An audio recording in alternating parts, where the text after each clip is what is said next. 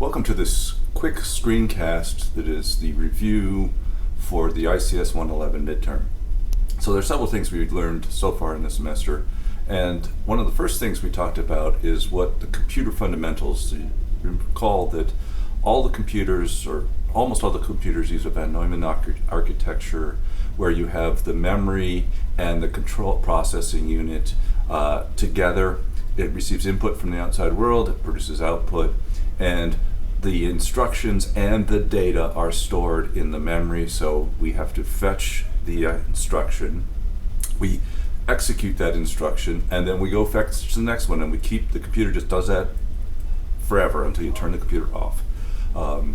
So that's the general, we're talking really low level computer. You have the fetch and execute, everything is in binary, and that leads us to the two types of languages. We have machine language, what the computer understands, which is just binary, and it's specific to the CPU. So Intel CPU uses a different machine language than a Motorola CPU or an ARM CPU.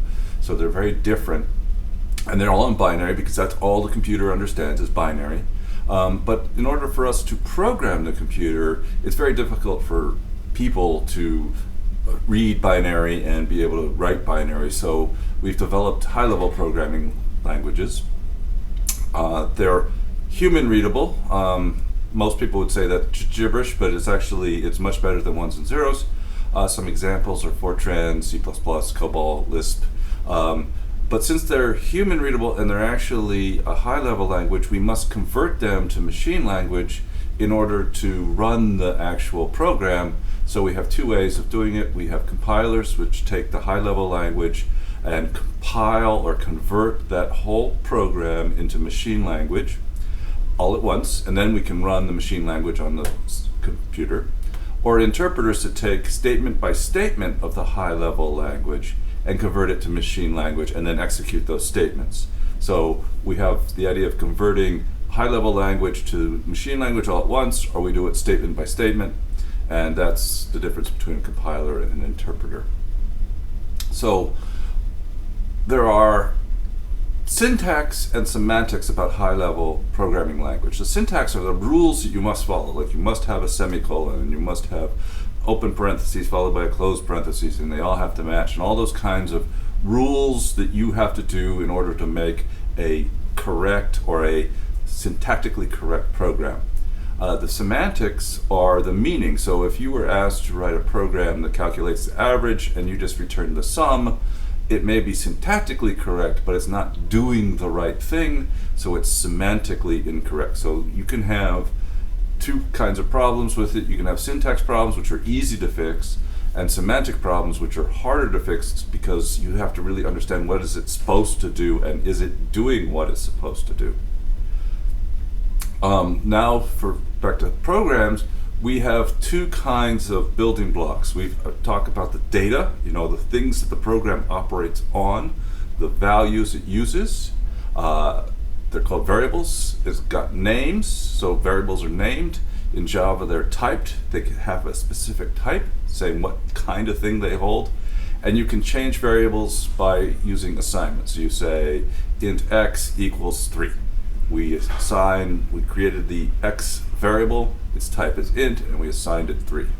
And then we have instructions that allow us to make decisions. It's the steps that we execute.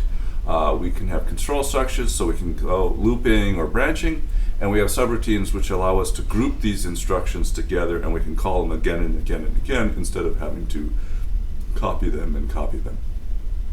So that's the idea. We have data, which is the variables, and then we have instructions that actually manipulate the data and allow us to do what we need to do in our programs.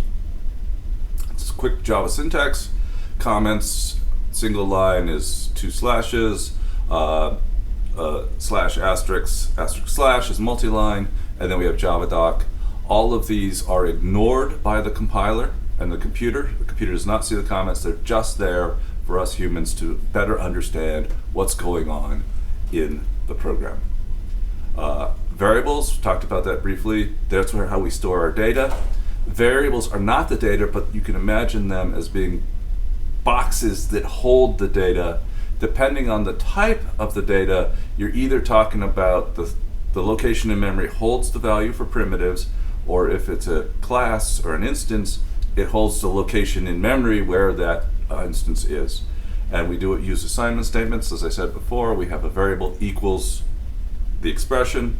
So we can say rate equals 0.07. That's assigning 0.07 to the rate variable. Interest equals, so the assignment, the rate times the principal. So we'll find out what the value of rate is and the value of principal is, multiply them together, and then assign it to the interest variable. Java has primitive types we talked about. They're actually, the variable refers to the value in memory. There are whole numbers, byte, short, int, long. They're different sizes. They can store different sizes of integers. We have two floating point numbers, float and double. We have char, which represents a character. And then we have Boolean, which is true or false. Those are the primitive types, and we've talked about them a lot. The expressions, we have precedence rules, so we know how to take the math and do it in the right order. Parentheses has the highest precedence, so we will do anything in the parentheses first. Then comes the unary operators, increment, decrement, not the minus sign as in -1, not subtract 1, but -1 or +1, saying what is it, a positive or negative number. And then when you do typecasting, like when you do parens int, that is saying I cast whatever it is to an int. Then comes multiplication, division, and modulus, then plus and subtraction, addition, subtraction, then relational, equality, inequality, finally Boolean, and or, and then the ternary, which is that funky sort of shortcut for an if, and assignment. And lastly, we have assignment operators. And the order that they go in is unary and assignment operators, we go right to left. So that's why when you see the equals, int or rate equals 0.07, we'll do what's on the right-hand side first, and then we do our assignment, and because assignment is the lowest precedent, we'll do that last. The rest of them, you go left to right at the same level of precedence. So you're going to do the multiplication and division first, and then you're going to do the addition. We're going to have a lot of examples on the midterm of expressions and getting the precedence right. Now we'll go into the construction, or the instructions, not the data. We have control structures that controls the flow or how the program runs. We have block, we have loops, while, do while, and for, and then we have branching with the if and switch statement. Blocks are just an open parenthesis, a bunch of statements, and then close parenthesis, curly brace. There are sequence of 0 or more statements. They could be empty. Your block could be empty. Not good style to have an empty block, but you can do it. And it doesn't affect, we do each statement in order from top to bottom. What blocks do is define scope. So variable scope is the concept of where is this variable visible or usable. So variables are defined in a block. So int x is usable all throughout the block, the outer block. Char c is only usable inside that block, and you could redefine a c, which is now type double, because it's in a different scope, it's in a different block, and it's not a problem. You can't define char c if int c is defined in the outer block. And if it's in a block, it's not available to outer blocks or blocks that come after it. The first looping construct we talked about is the while loop. You have while, Boolean expression, prefer open curly brace, statements, close curly brace.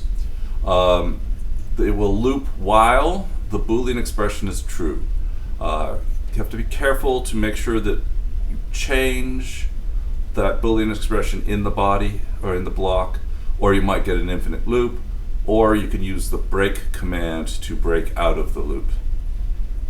The next one is a do while, very similar to the while loop, but you have a do and then a block, some statements, and then the while, a Boolean expression. So this one is similar to the while loop, but the statements will run at least once because we do our check at the bottom of the block, not at the top. And then lastly, the for loop, we have the initialization, the Boolean expression that decides whether we loop, and then the update. The initialization is done at the beginning once, and then we check the Boolean expression to see whether we're going to continue looping, and then we do the update at the end of the loop. You can see in the bottom here, it's very similar to a while loop where we do the initialization first, we then while the Boolean expression, we do the statements, and then we do the update last before we go back to the top.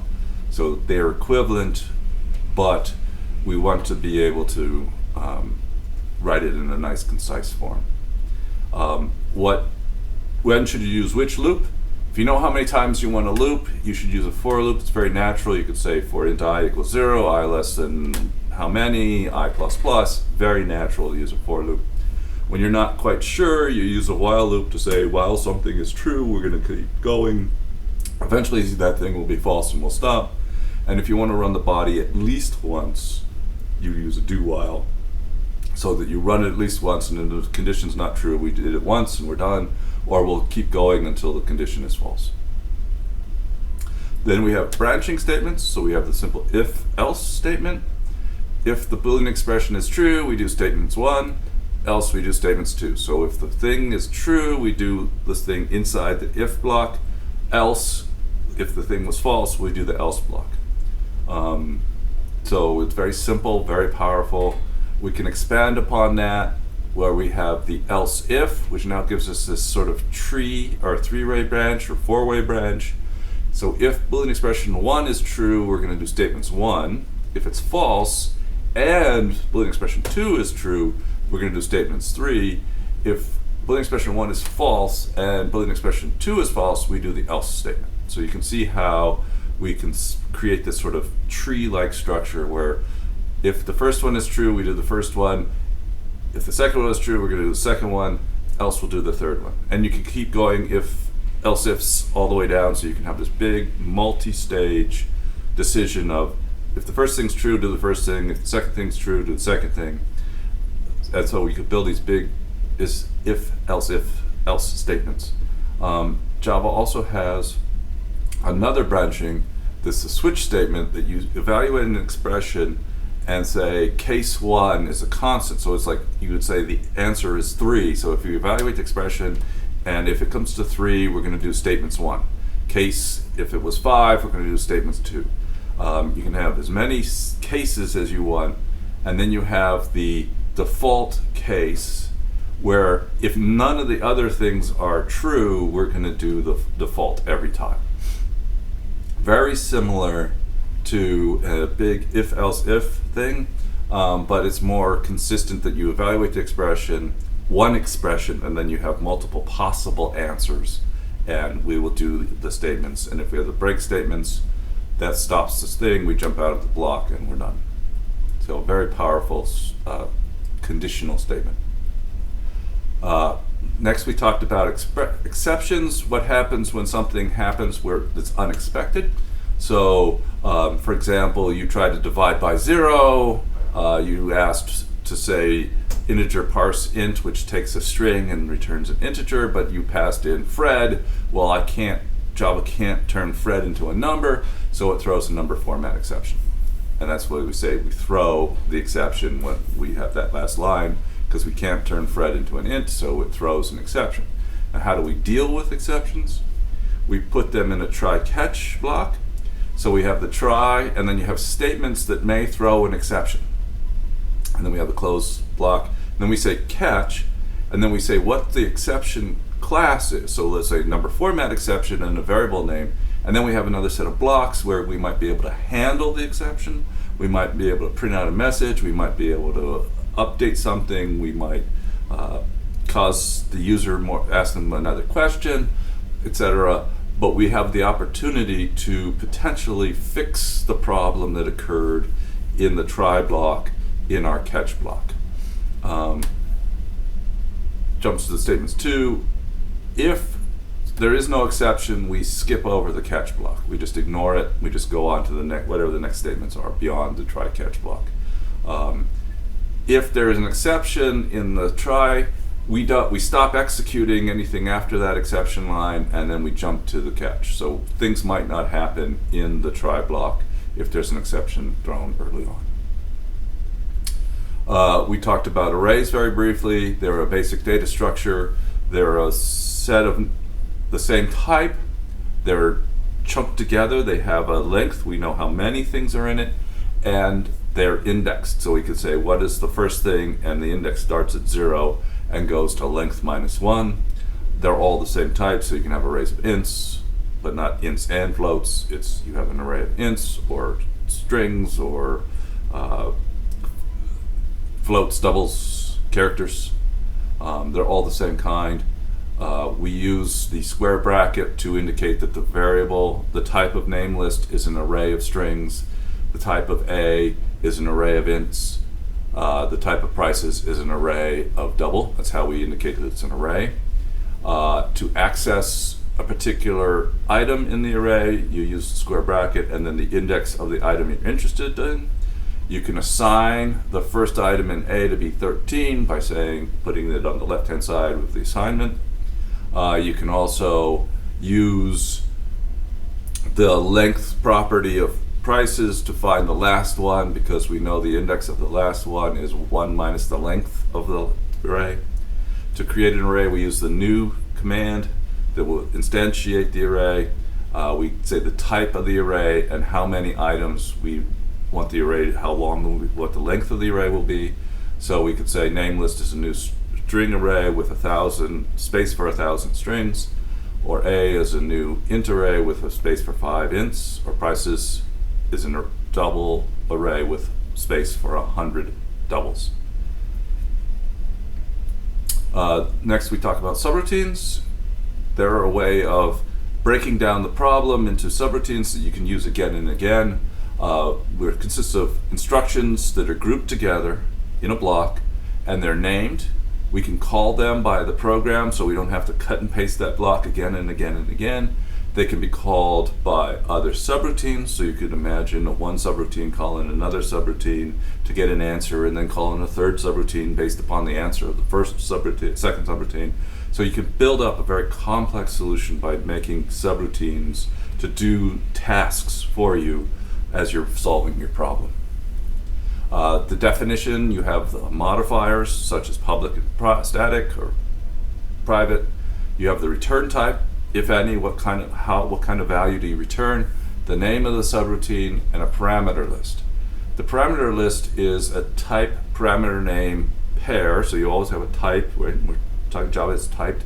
We have the name, and there's a comma between the parameters.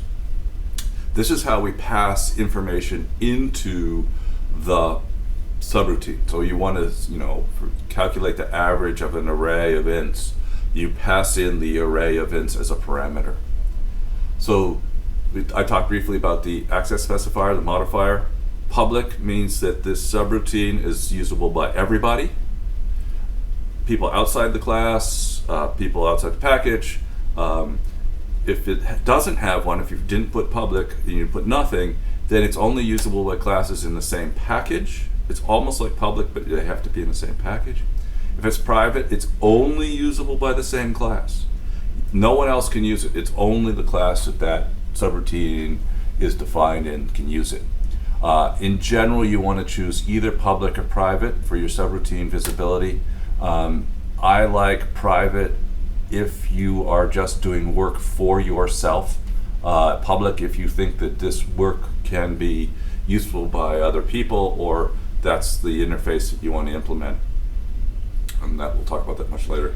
So how do I call a subroutine? I give it the name, open parentheses. I have to supply the parameters in the same order that they are in the declaration, and close parentheses and semicolon. If I'm in a different class and I want to call a different subroutine, like some program, subroutine, I have to use the class name dot and the subroutine name, and then provide the sort of parameters. I provide this parameter list. Again, I have to provide them in the same order and the same types as the declaration of the subroutine. That leads to the parameters. That's how we pass information. It's part of the interface. When you define the subroutine, you say what that list is, the type of each parameter, how many parameters we have, and the order. So if you have an int and then a string and then an int, that is different than string, int. And that's how we get values to do the task in the subroutine. There are formal, that's where in the declaration, so I have a formal int n, a double x, and a Boolean test. So that's the formal inside of the subroutine. I can consider n, x, and test as being variables that I can use to do the work. The actual values are the values that are called or set by calling it. So if I say do task 17, that's assigning the value 17 to n when do task runs. Math square root of z plus 1 will be assigned to x when the subroutine runs, and z is greater than or equal to 10 will be the Boolean value assigned to test when the task is called. I mean, I set the values. Those are the values that when do task is running, I will be able to use those values will be the values of n, x, and test.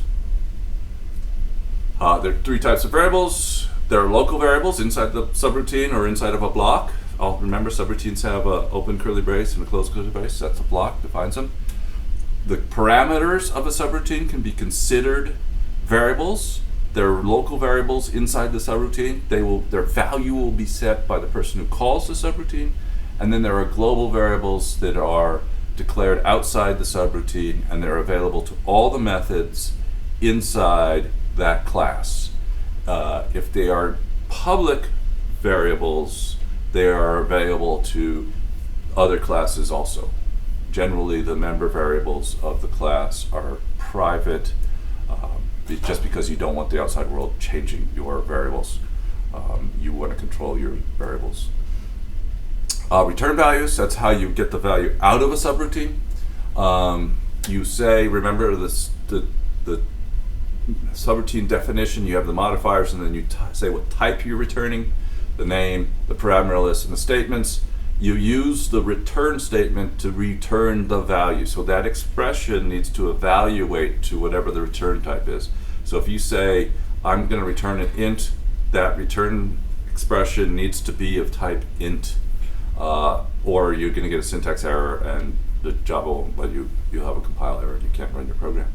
So you can have multiple return statements in your subroutine, but once we hit a return statement, the subroutine stops executing and we go back to where whoever called us. So if you say return X and then the next line you say print something, that print line will not happen because it's after the return statement and it's unreachable code. You could put return statement. You could have multiple return statements. You put them in if statements or in switch statements. So that's legal because only one of those return statements is going to execute, and the program has a chance of returning different, or the subroutine has a chance of returning different values if you have switch statements or branching or if statements in your subroutine. So you can return different values based upon what you need to do. Java packages, briefly, are just a set of how we wrap things together. Packages contain classes and other packages, subclasses. Two major packages are Java and JavaX. The Java package has a ton of stuff in it. There's a lot of stuff we do. The string class is in the Java lang package. Lang is a sub package of Java. The scanner is in Java util, I believe. So there's a lot of other packages that you do. In order to use classes from other packages, you can fully declare the class name. So it's the Java AWT color. Color is a class in the AWT subpackage of Java package. So I can create a variable of type Java AWT color called rect color, or I can use the import statement to say I want to import this class, and then in my code I don't have to use the full package name. I could just refer to the class name. So that's something to be able to use other classes. Like if you want to use the scanner, you got to import Java util scanner. That's where it lives, and then you can just call scan. You can refer to it as scanner from there on. And so those are some of the things that we learned so far in the semester, and I hope this helps you get a feel for what we need to know for the midterm.